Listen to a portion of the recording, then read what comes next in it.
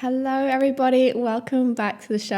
As always, such a pleasure to be back here with you all, and welcome to anyone that's new to Maverick Mind. Lovely to connect with you, and what a week to join us.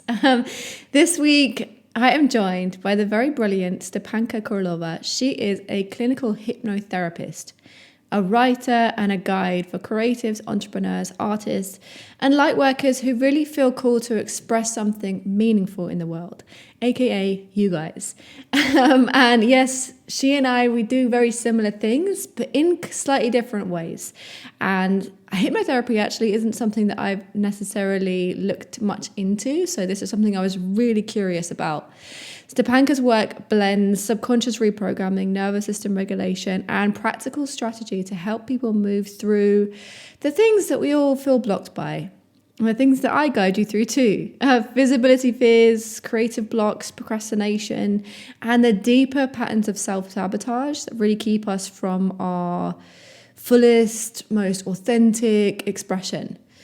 In our conversation, she shares how her own path from growing up in the Czech Republic to navigating really intense health challenges and moving to the UK led her to find the world of hypnosis in quite a spontaneous way, and also her journey through emotional intelligence as well. And we also discover we also kind of riff off each other around why emotional intelligence is really so fundamental to living a creative life and being able to share your work with the world in a really anchored way.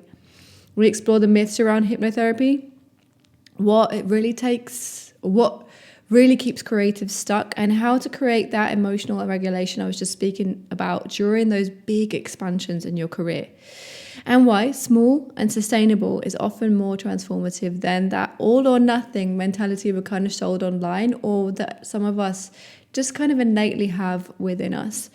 This is a really rich, grounded, and human conversation driven through our mutual curiosity about creativity, fear, and the inner work required to hold the life that you say that you really want. This is a really great conversation, and I'm so pleased to bring Stepanka to you all. So without any further ado, let's dive in, shall we? Stepanka Kurlová, a massive warm welcome to Maverick Mind.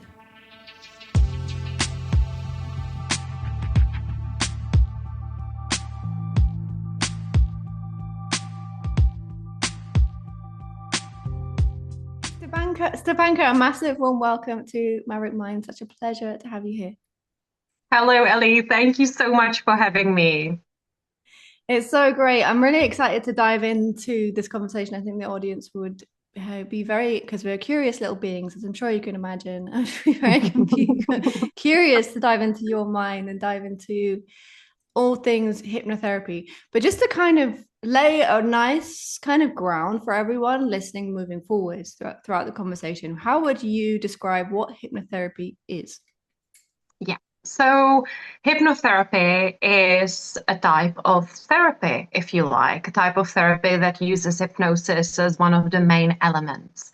So I feel like this really leads me into explaining what hypnosis really is, because when it comes to hypnotherapy and hypnosis, it is one of those modalities that is literally surrounded by so many myths and misconceptions. And I know you are from the UK, and particular in the UK, hypnosis has been featured quite a lot in different newspapers and on the news, but it's usually just about two topics, and that's eating, dieting with hypnosis, and hypnobirthing.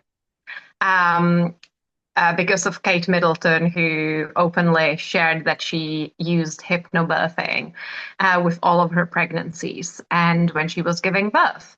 So these are more well-known topics when it comes to hypnotherapy, but still people imagine that it's like almost someone puts a spell on you, and you might not be aware of it, or you might become unconscious, or it could, people think it's like falling asleep. And a very common one is that people think they will completely lose control. And once again, this is due to how hypnosis had been portrayed in different films. There are like series and films where someone murdered someone under the influence of hypnosis or committed a crime, and then they have no recollection of that. But in fact, these days we know that all hypnosis, and I personally think it's very powerful. So this to me is quite a big deal. So all hypnosis is self-hypnosis.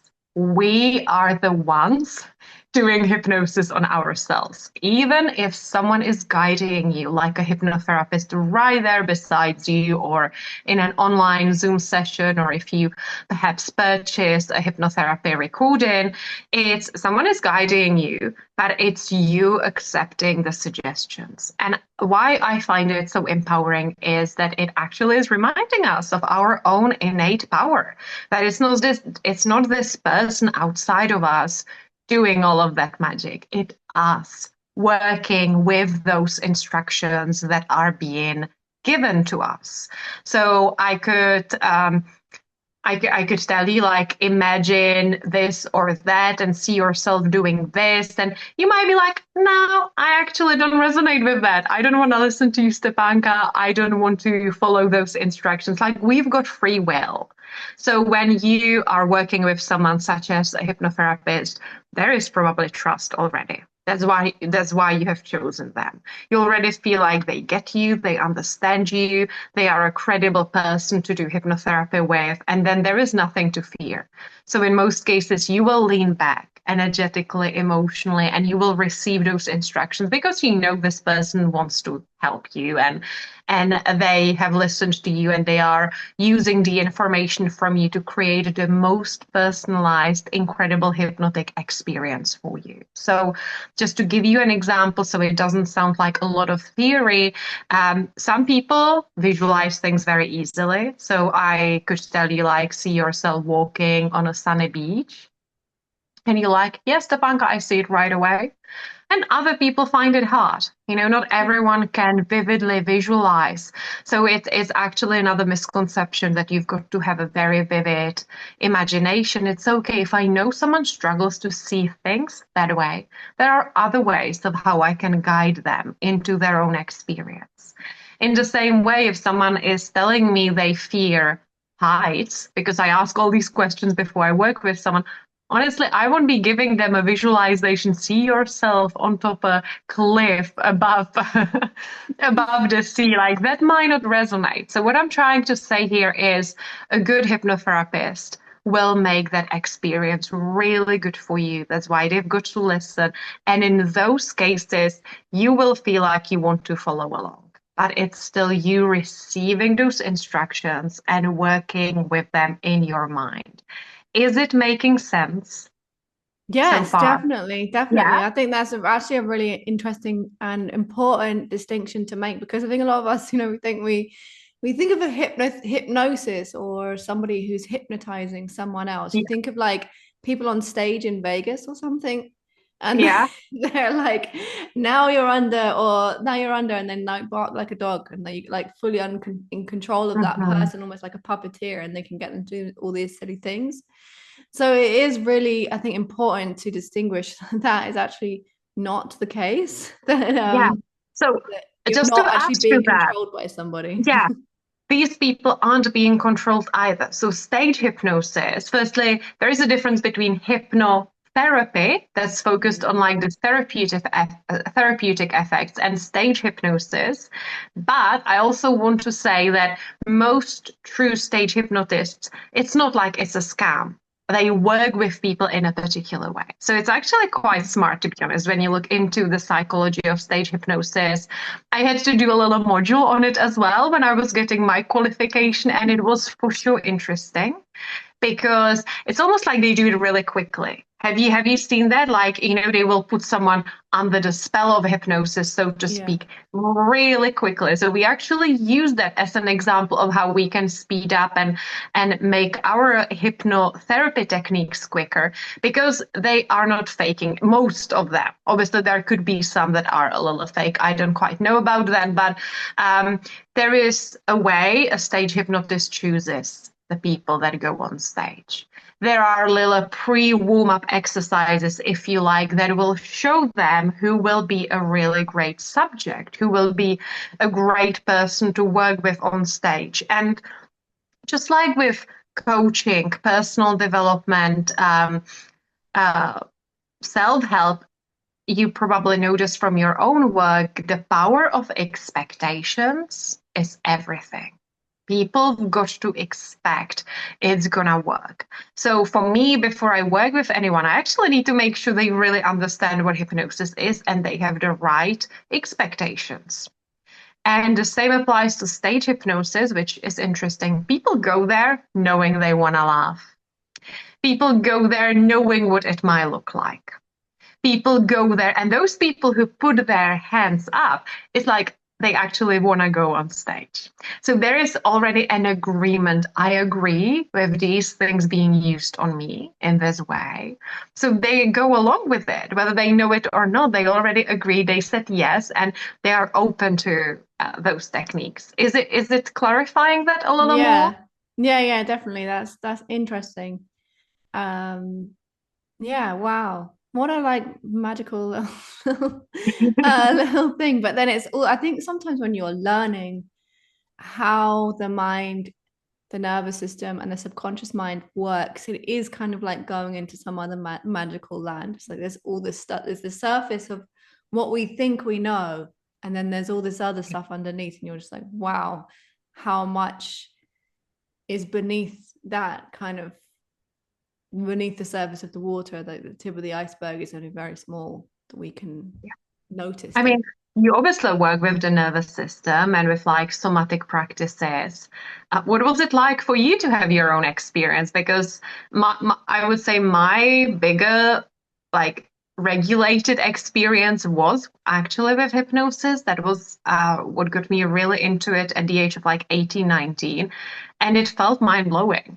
I in that moment, I was like, I didn't know it can feel so good to be really present and grounded in my body. What was that like for Yeah. you? Well, I mean, for me, it came through yoga.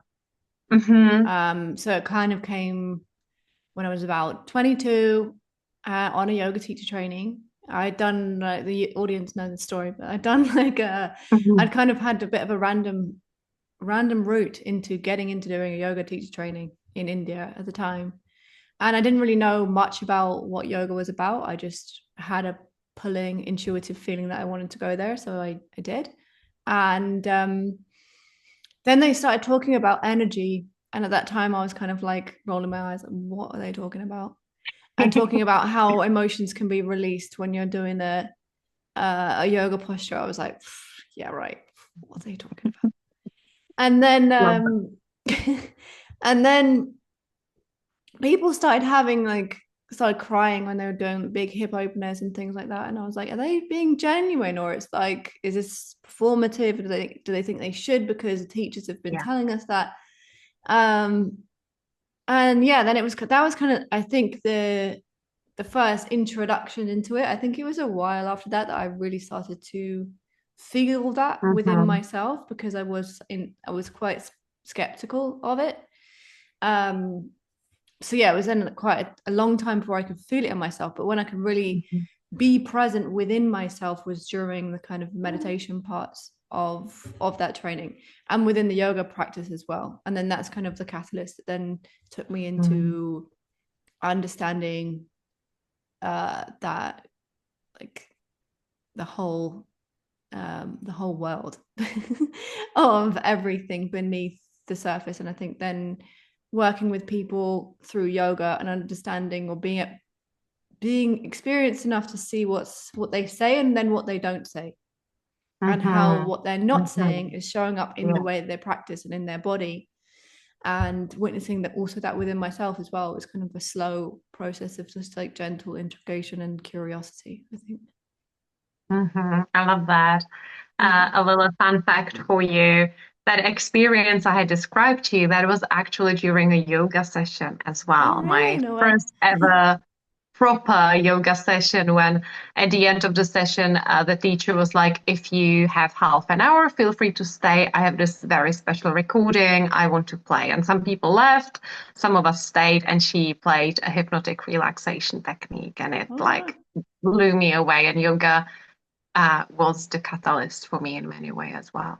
wow, that's so cool. So you were 18 at the time. What were you kind of curious about the mind and body running up to that point, or when you were younger, or is it just kind of a random class that you went into? A combination of all of that. So I had always been interested in the workings of the human mind. I remember even as like a teenager, I really was interested, like psychology was my favorite topic. It was my favorite subject at school. And I actually thought maybe that's what I should do. I should study psychology and become a psychologist. But at the same time, I struggled so much with imposter syndrome. I never even applied. You know, I thought I was not good enough, not smart enough. And the university I really had in mind was incredibly strict. They took only 50 students every year, and you had to submit like a huge list of literature you've already read on all those topics. And while doing my A levels at grammar school, like it felt like I will never be able to do all of that. So I never even applied, to be honest. It's one of those things. And then I studied something completely different, which was Germanic languages and German literature, because it was like a language I was really fluent at. I was really comfortable speaking German. English was always one of those languages that I was really good at. So I thought, okay, I'm gonna simply apply for something I was really good at. So you can definitely see how imposter syndrome showed up there as well. It's like I knew I was gonna pass those exams because I was really good at German. And that felt much easier. But then a year later, I felt so unfulfilled. I kept thinking of helping other people. I want to, make a difference through the mind, body, and spirit connection. And it was actually in that first year studying those Germanic studies, I just started having a lot of random health problems. I had fever on and off. I had digestion issues, like anything would make me feel sick. And the doctors couldn't find anything. I had so many tests done, and all of them came back normal. And that's when my GP, my general practitioner, said, like, could it be your nerves? Back then, like, I don't think there was as much awareness around anxiety. So it was just like your nerves. And I was just like, what does it mean? And even if that's the case, what do I do now? But there was no follow through, no follow up, nothing. So I remember, going back to my student accommodation, and I was just thinking, what am I gonna do? Like, there were days when I couldn't attend classes, and as a first year university student, you would think I would be, I don't know, partying and going out and having a blast. And I just felt sick on and off, on and off. And then by mistake, I ended up at that yoga class. So every student at this university had to attend some sort of a sport class, but some of them were really chilled. It's literally you just got to like check in that you went swimming to the university swimming pool. So I thought I applied for swimming on Wednesday nights from like 5 till 6. Somehow, when I was filling things up online, I signed up for a beginner's yoga class. So I, even back then, even though I wasn't that spiritually into everything, I felt like, maybe I am meant to go there. Like maybe this is meant for me. So I did go to this class, and the first ever class was when that teacher introduced us to hypnotic relaxation. Wow, that's really interesting. And then from that, kind of from there, did you feel like your symptoms slowly started to? Within a week. It was Wow. crazy. it was that fast, and it really turned my life upside down in terms of me like no longer resonating with studying German language and literature. It's like all I wanted to know about was the human mind and the nervous system. How does it work? So I came back from that yoga class, and I felt different, and I knew that technique was important. It was just an intuitive feeling. I knew I had to repeat it. So I tried memorizing the technique, and I repeated it again in the evening. Then the following morning, again in the evening, the following morning, and twice a day for a week, I stayed committed to doing that visualization process again in my mind. And before I knew it, all of those symptoms went away. So that for sure was a confirmation that indeed it was psychosomatical rather than anything else. Yeah, definitely. And that practice, was it like a yoga nidra, or was it like a specific visualization that you'd given? It was, the teacher actually had a recording. So it was on a CD. She wasn't doing it herself. And later I found that very same technique in a hypnotherapy textbook. So it was a really deep relaxation technique that I would say had aspects of hypnosis, or could have been like a hypnotic relaxation technique, because it wasn't a usual, she never did it again with us. It was like a recording she played after the yoga class, and she was just sitting doing her own things. Normally, in all of the future sessions, she was just doing yoga nidra techniques with us, or different types of meditation, breath work, and all of that was incredibly helpful as well. But for me, like that first class, it was like this breakthrough moment when I just finally felt so present in my body, and like so at peace and so relaxed. Like I couldn't get over it. I was like, this feels so good. How did I not know about this? Wow, love that. So then after that, did you kind of switch then to go into psychology, or did you finish what you were doing and then go Well, that down? was the thing. That was like a big deal for me. I kept going back and forth. I didn't really know what to do, because I would have to face the same thing. Like, do I apply for that psychology course I really like, that's super strict and they take, not as many people? Do I continue studying what I was already studying? So I continued until the end of like first year. And then I just knew I couldn't continue, and I just didn't really know what to do next. And that's how I got myself over to England. I thought, okay, I'll take a gap year. And I had this whole road trip planned out for a year. I was going to stay for 5 months in England, and then I had a few other countries lined up. Well, none of that happened. I only stayed in England, and I was attending English, like English classes, and I worked as a barmaid. It was like a program for young students, or if you want to just improve your English. And it was down in Bournemouth in England, and I just loved living by the sea. And then I'm like, oh, I actually don't want to go anywhere else. I'm gonna stay here for more than 5 months. And then it was like 10 months, and then I actually applied to study at Bournemouth. And again, it wasn't psychology. It was something different, but I felt like it was almost like I needed that period to get to know myself a little more. So while I was already into all of this, I didn't actually know what I was going to do with all of that knowledge. I did, and again, I probably didn't feel like I was good enough to guide other people.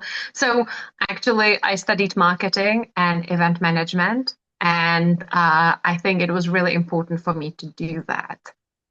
Because obviously I improved my English, and I met lots of interesting people, and I think then I won a scholarship to study hypnotherapy at a private college.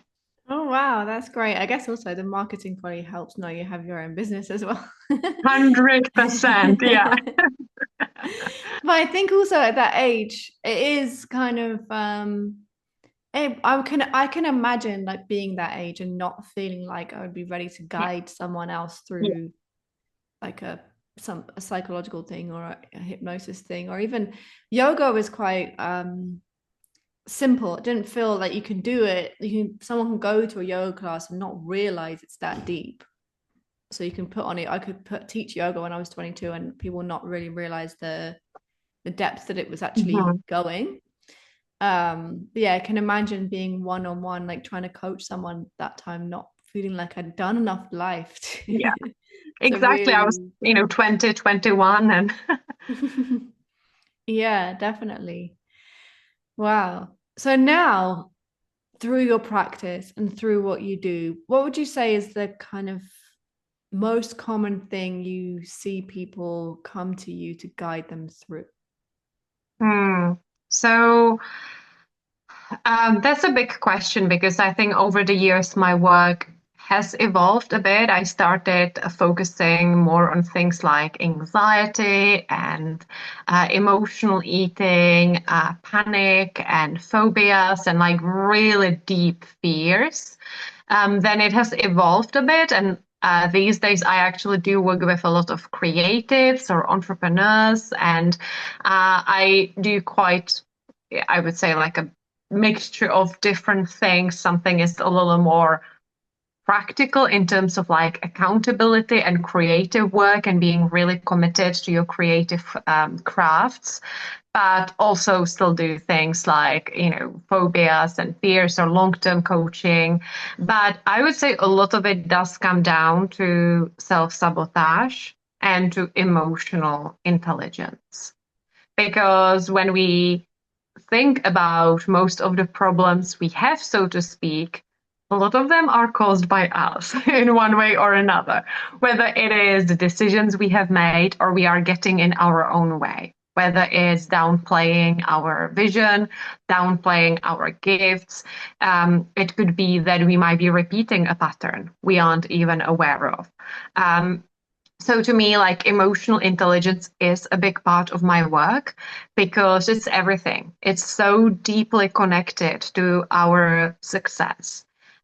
Because even according to studies, IQ is important, yeah, great, but emotional intelligence, EQ is everything. That's actually what's responsible for our success because we've got to have the resilience to handle the ups and downs of life, whether it looks like running your own business, whether it looks like launching an event, a new program, launching a book into the world. Like all of that is nerve-wracking, and it is about expanding your emotional capacity to hold these tricky but also beautiful emotional states. And often we don't realize that we are actually, shying away from feeling good, or maybe we are addicted to drama, we are addicted to suffering, and it's almost like a part of our identity, and we identify with those feelings. So I really love doing that, when you really help someone shift their identity and start seeing things differently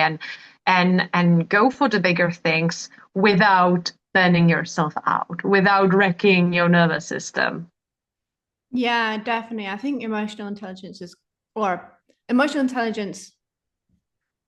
the next stage of that, or the next state, or kind of the benefit of that is being able to be emotionally regulated. I think is really Mhm. important. Yeah. And to be able to be kind of anchored within yourself when the rest is expanding around you. I've been thinking, this is interesting. I've been thinking about this in different ways Mhm. recently because do you know the singer Olivia Dean? No, She's sorry. like just kind of getting really big at the moment, but she's actually been putting out music for 7 years. And she kind of had Mhm. 7 years of not many people really knowing who she was. And then out of Mhm. nowhere, she's just kind of like skyrocketed. And I was thinking about, and she did this interview about kind of what the effect of that has been. And she was like, well, I feel like I've been preparing myself for this for 7 years because she's done a lot of work on herself. And she's just like Yeah. always put stuff out, knowing that at some point this was going to happen. And then I also watched the Charlie Sheen documentary on Netflix. I And watched it recently. yeah, which is pretty crazy. And there's a part in that, I can't remember which episode, where he speaks about no one preparing him for the success that he had. And that's how he dealt with it, was being Charlie Sheen Yeah. with drugs and everything else. So I was thinking that it's so interesting to see those two polar opposite things. I mean, she's not as big as Charlie Sheen was at that time, but like she is very big in terms of music at the moment. And to a similar thing of being shot out of canon at some point to being really big, but one prepared and one not, and then how's one person handling it, and the other person handles it with maybe not such a healthy way to do it. And I think that's really down to emotional regulation. 100%. I love that. And that's why I watched the Charlie Sheen documentary, because that's one thing I'm interested in, like documentaries, especially ones like this. I also enjoyed the Pamela Anderson one and Victoria Beckham. I would Yeah. recommend those as well if you haven't watched them. Yeah. It's the psychology behind it. And I find it so fascinating. And with him, the thing I noticed about the documentary, it's like it was really clear he was sabotaging his own success, Yeah. almost like resisting getting better and Yeah. resisting like making improvements for himself. And did you pick up on that part where, I don't know, it was a friend or someone from the family when they asked his like drug dealer to like lower Yeah. I thought that the was so amount of funny. drugs he was getting without Charlie actually knowing about it? Yeah. And What I an think this is almost like a metaphor for like sometimes we do need a slower path rather than yeah. trying to overhaul our entire life and like change our morning routine, change our diet, everything right away. Sometimes, like the 1st of January, Yeah. I want to change everything so quickly. Our nervous system will not keep up with that. It will perceive it as too much of a threat to do so many things quickly. So if you ever feel like any of you listening, if you ever feel like you're procrastinating or not progressing fast enough, honestly, micro habits can make a big difference. Start there and build on that. Give yourself that positive feedback. I am the kind of person who follows through. Yeah, I think it's really important that you said that because I think right now there's a real culture, I think, on social media like TikTok or Instagram or what, even on podcasts. I mean, not really this one, but a lot of other ones, of this real kind of all or nothing Yeah. mentality of like, if you want to Hmm. do well, you should be doing XYZ. You should be doing your ice bath at 5 a.m. You should be doing da da da da da. But I really think that for creatives in particular, but also for everybody, is your path to your version of success, whatever that means, and also really putting your authentic ideas out into the world, have to come from you listening Hmm. to what's working for you. Yeah. I'm actually so grateful you brought it up. It's so funny because I've been seeing it everywhere too, that all or nothing, Yeah. right? It's like you either go all in or you are already failing. And I Yeah. think that really feeds into that negative loop many people are already struggling with. Like, I always fail. I never follow through, and then it becomes such a heavy thing to carry. Like, then shame is attached to that. Like, people shame themselves, like, I'm not good enough. I'm not even capable of following through on the thing I said I was gonna do. So, I'll use this as an example because I think with writers in particular, it's very easy to see that. Let's say, a client of mine, let's call her Jessica for the purpose of this podcast. She came to me and she wanted to write a book, but the thing she really wanted is like, I actually want to show up for the craft I love. I want to show up for my own writing. And I feel so frustrated with myself that I have these ideas, I have a vision, but I don't do it. I just will do everything and anything else on my to-do list except for writing. And it's very common, it's nothing to be ashamed of. So we did a little bit of work on that. And then for 2 weeks straight, she was writing every single day. And we started with small chunks of time because again, you don't have to commit to 5 hours a day right away, especially if you haven't been doing anything up until then. And then you will overwhelm yourself. So we decided like 40 minutes a day was doable. But I also had clients when we started with 10 minutes. And that's also okay. And that's good enough. You've got to make it good enough for you. Um, and it really is about breaking the habit of resisting at that point. So even 10 minutes, it's like, yeah, I'm doing it, especially if you are resisting it and if you have a lot of fears around it, 10 minutes can be more than enough. So she was writing for 2 weeks, 5 days per week, so doing really great, right? After like months of not showing up for herself at all. Then on week 3, on Tuesday, she had a phone call and it shook her a little bit. It was like a bad news from the family. And then she didn't write until Friday. Has she failed? Like, have those 2 initial weeks disappeared because of her then not showing up for like 3, 4 days? No, but we often make it mean that. Like, I'm already failing. See, that's the proof I needed that I'll again fail. So it's like confirmation bias, right? Looking for like the evidence I knew I wasn't going to follow through. Other people told me I wasn't smart enough, or I always felt like I wasn't going to do it. Now that's the evidence I needed. Doesn't have to be black and white, because what in life is black and white? It's always full of ups and downs. So Yeah, and exactly. And if you kind of work on that emotional regulation part, you can have the discernment to say to yourself, actually, just a couple of days when you've had a rocket ship thrown through your life doesn't mean that you're failing. yeah, Because life is going to happen, and sometimes big exactly. things happen, and to expect yourself to continue in this like robotic way when things happen is just unrealistic, and it's not helpful, and it's not good for a creative either to force yourself to sit down and write something or paint something when everything in your body is just thinking about that horrible news that you just got. Sometimes isn't really helpful. Completely. Sometimes it can be helpful, but if it's not in like a Mhm. pressured way, if it's in like a processing way, then yeah. But if it's Yeah. like in a no, but I have to do this, otherwise I'm gonna lose it all. Yeah, beautifully Not said. I totally agree. it's not helpful. Yeah, that's really interesting. And yeah, I think that self-sabotage, I think, is quite often rooted in feelings of shame. Yeah. Yeah, 100% agree. Like when you think about it, shame is one of the heaviest emotions because we often like get it confused with guilt, but guilt and shame are different. Guilt is what I did was wrong. Shame is who I am is wrong. Like I am broken, I need fixing. That's super heavy.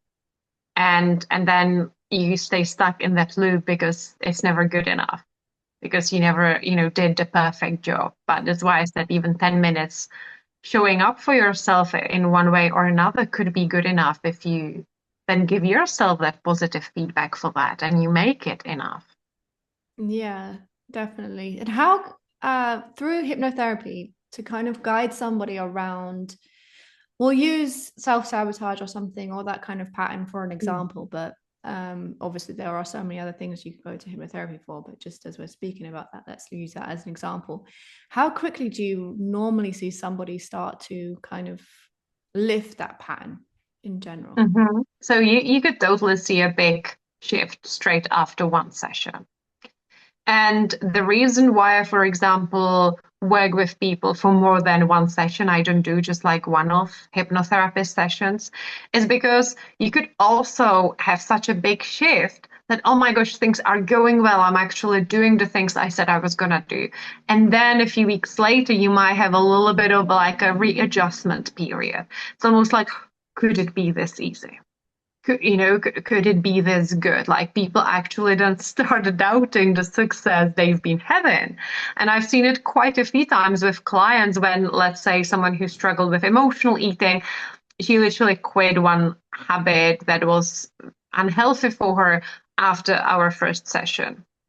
And things were going so well. And then 3 weeks later, she was like, Stepanka, like, now I'm doubting it. Like, is this real? Can it last? Am I going to go back to it? Like, I'm really freaking out now. So we think that success will always feel good, but sometimes we might be fighting success internally because that's part of self-sabotage. You might find, like, I remember when I hit like my first bigger money goal in my business, I had 2 clients who signed up for big packages in the same afternoon, and I finally hit a number I had been envisioning for that month at that point.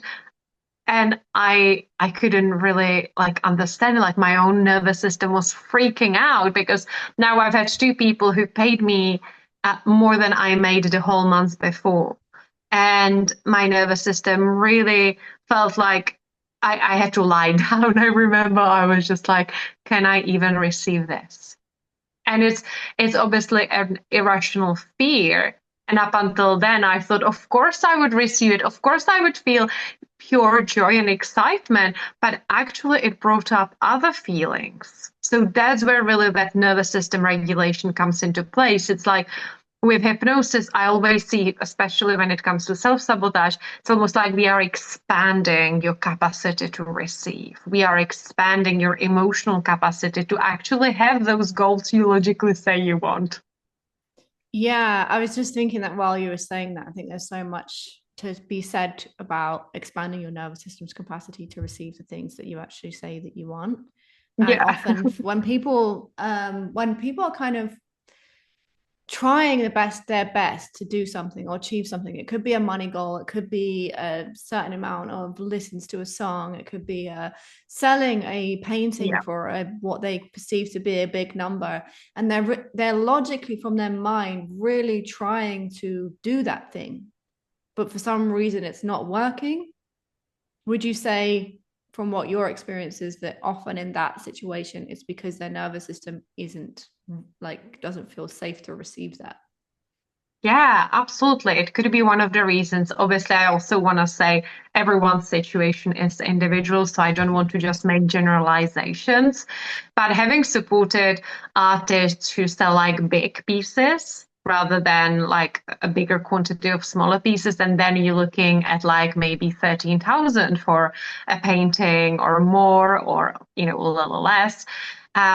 And going from perhaps selling just like a few for a few £100 and then going to that, like it can feel amazing right away, but it can also feel like, oh my gosh, I'm being stretched. Can I receive it? And then we might have things manifest within us, like you might feel under the weather, or you might be really doubting yourself. You might have like a lot of imposter syndrome kind of thoughts come up and feel like, oh, it's not good enough. They're gonna hate it. Once it gets framed, it will look rubbish or something is gonna happen. And this like whole like negativity comes up. Or we literally manifest like distractions in the physical reality around us, if you like, whether it's delays, whether it's communication errors. So there are different ways of how we might receive that. So I do personally, I really love being part of someone else's creative journey and seeing something through all the way to like the launch period, or when they are selling a bigger painting or the is being launched, because these are the times when you really want to double down on your nervous system or somatic practices, if you like. Yeah, definitely. And it's like doing that, what I was saying Olivia Dean did, preparing Yeah, yourself for that moment. But then even like from what you said, you've done a lot of work, but even in that moment where you do make the big money or you do sell the painting or you do the thing, it's you might still have fears and things yeah, and voices and stories come up into your head, and it's about in that moment having the tools in your toolkit to discern what's going on in your mind from what is reality. absolutely. Because the mind plays tricks on us all the time. We never see the world the way it is. We see it through the lens of our own fears. And um, yeah, so that totally resonates. Yeah, definitely. That's so interesting. Wow. That's gone so fast. I think we could talk all day. um, but I would love to kind of leave you with two questions that I ask everybody. And the first one I think we've kind of alluded to already, but you might have a different answer. And the first question is, what is the most common misconception that you feel people have either about you or about the work that you do or both? Mm. So I hear what you're saying. Like we've covered some of that already. Um, I would say the other misconception about the work I do is that it's a miracle pill. That someone like does hypnosis on you and it will resolve everything. And I always describe the hypnotic mind, if you like, as very much the same thing as going to the gym. And the more you do, like the first time you might go to the gym, it's like, yeah, I feel good, but oh, I'm still learning. I'm getting better at all these, new machines and movements and routines and I think the same applies to hypnosis because there is actually something to be said about repetition. And that's why most of my clients, depending on the technique, will also get a recording of it right away after the session. Because repeating something is incredibly important. I like to do a special hypnotic technique where we work with the conscious mind, with your emotions and your physical body, the nervous system, and we get all three parts aligned with your bigger goal. So we want all of those parts of you to be on the same page with that bigger goal you consciously think you really want and you are totally aligned with it, but then your nervous system is like, oh, this is scary. I don't know if I can go through with it. I do want to launch this, but I don't want to speak in front of others. All sorts of things can come up. So that's the same technique that I would use for phobias and really big fears. And so it's very much the same with your goals. So I think sometimes people think like, oh, it will be a magical thing. I don't have to do anything. And I always say it's a collaboration. Hypnotherapy is a collaboration. You've got to want that for you. That's why another common thing hypnosis is often connected to is smoking, quit smoking techniques. I never really wanted to do that because it never really excited me helping smokers to quit, but there will be hypnotherapists that focus on it. And I know in like the UK media, that has been something that people have heard of. There have been articles about it. It got featured on the TV and so on. But one thing you'll come across a lot is that people come and they're like, oh, my partner wants me to quit smoking. Right? Or someone wants me to make this positive lifestyle change. It won't work. If you are the one who wants it, it won't work. So you've got to be committed. You've got to be like, I really want to do it. And I'm willing to actually take actionable steps as well. Yeah, 100%. I think with any life change, whether it's like a mindset shift or if it is like a change of a habit or something like, or even just change of lifestyle, it has to come from you. It really has to, because otherwise it just won't happen. Like I think especially with like mindset things in my life and within people that I've worked with, I've seen that they come to me and I've always seek that help as well when I've annoyed myself enough. When I'm so annoyed at myself for repeating a pattern so many times, then I will do the thing to shift it, I think. And yeah, that's definitely true. And I think you can see the power of repeating those hypnosis just from your story. I mean, that first one that you did after that yoga class, then you repeated it, and then pretty soon all of your symptoms started to dissipate. But that may not have happened after just doing it once, right? Exactly. Yeah, And it's like, imagine your nervous system operating from fight or flight response. And then you do one thing, yeah, it might give you a really great feeling perhaps for that day. But if up until now you've been almost like addicted to being in this fight or flight state, like you will have to teach your body to feel a different emotion. So I actually like to call it the normalization process. When I use like a series of techniques I created when it's like we are getting used to feeling good. Like getting used to feeling really happy and normalizing that it doesn't have to be one, or we actually want to teach that to our nervous system. Yeah, definitely. I think that there's a lot of people that do want that magic pill. I see people come to me for that often as well, or kind of they come and go. Like they join like my platform, my online studio called Ember, and they come and then they're there for a while and they're like, oh no, actually like this might help me more quickly. So then they go to something else and then a month later they come back again because they didn't get the magic. It drives me mad. But That's a pattern in itself. it People is a pattern, it chasing is. that It quick absolutely cure. is. But I always say that you don't actually want it to happen fast. Because if it did, your nervous system wouldn't know what to do with that. Yeah.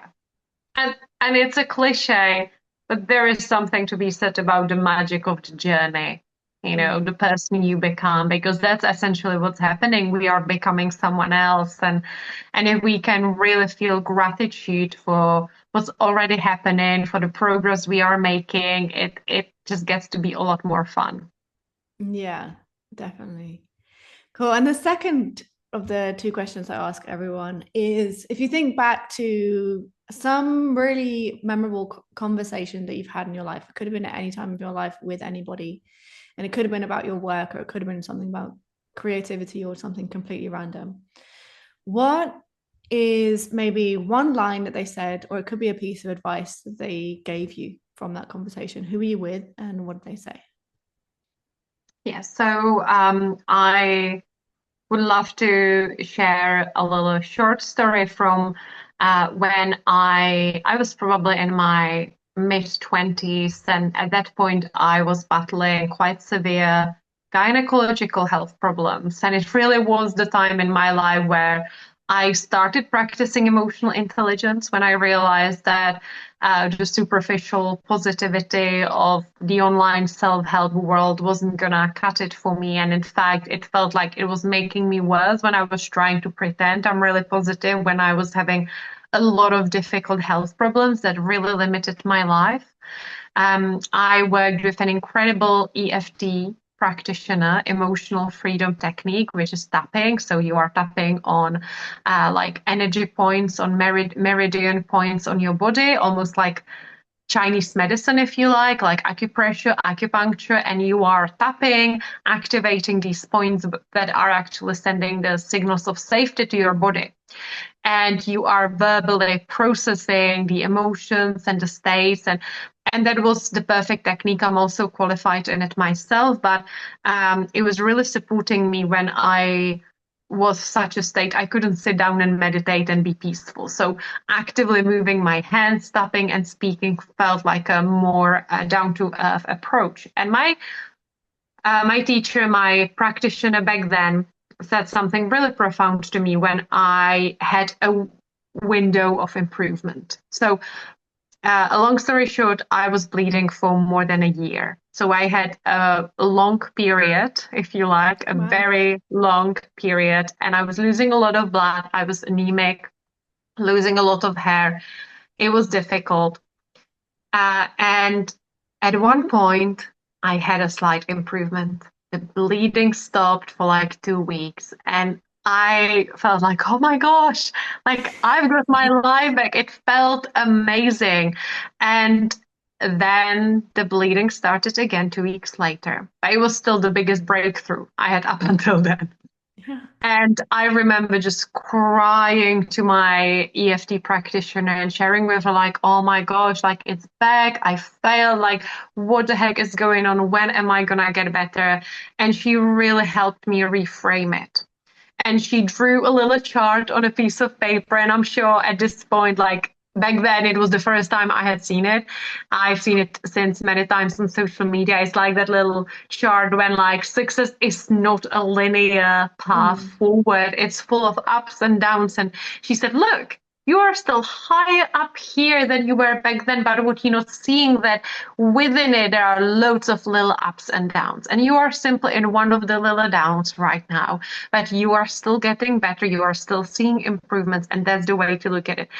And I can't even tell you, it probably sounds very simple, but it just made a really big difference to me back then to have a more of a positive outlook on what I was going through. I can so imagine that because I can imagine after something like that, that then you have 2 weeks without it. It must feel like wow, light at the end of the tunnel, and then the tunnel comes back, and it's like no.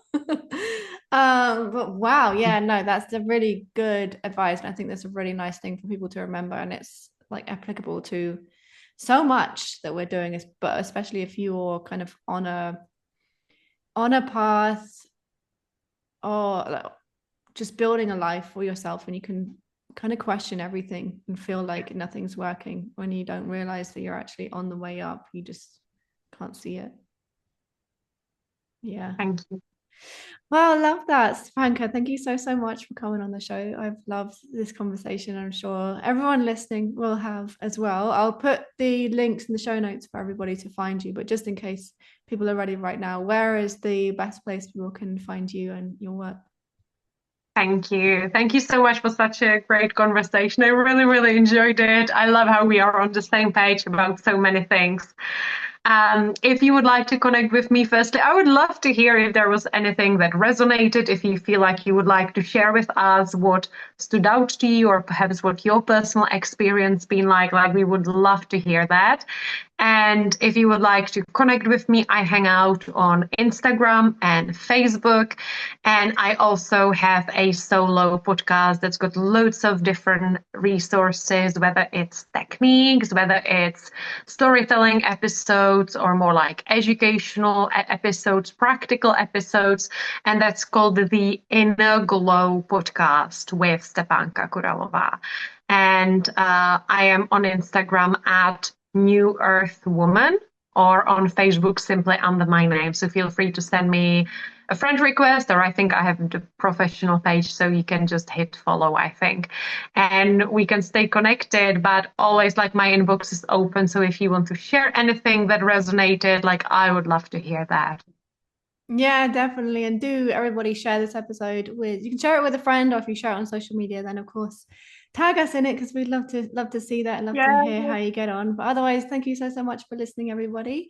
And I'll see you again next week. Thank you so much for joining me for this episode of Maverick Mind. I hope that you've loved it, and if you have, I would appreciate it so much if you would subscribe and write a 5-star review on wherever you're listening to this podcast from.